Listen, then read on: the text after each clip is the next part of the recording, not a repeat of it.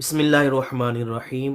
سیدنا حافظ صلی اللہ تعالی علیہ وسلم، اس کا معنی ہے حفظ کرنے والے، حفاظت کرنے والے، اور اس کے اعداد ہیں 989۔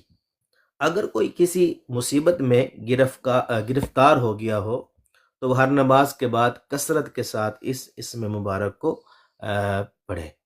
جو کوئی یہ چاہے کہ وہ چشم خلائق میں معزز ہو جائے اور تمام خلقت اس پر مہربان ہو جائے تو وہ روزانہ نماز فجر کی ادائیگی کے بعد 10 مرتبہ یہ اسم مبارک پڑھ لیا کرے۔ انشاءاللہ تبارک و تعالی جہاں بھی جائے گا لوگوں کو اپنے لیے مہربان پائے گا۔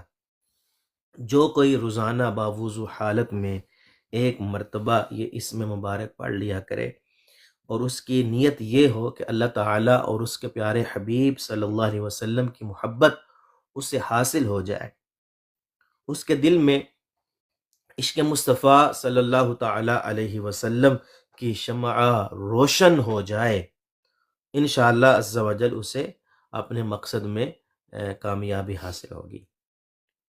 اگر کسی کی یادداشت کمزور ہو، بھول جانے کی عادت میں مبتلا ہو تو ہر نماز کے بعد 50 مرتبہ پڑھ لیا کرے۔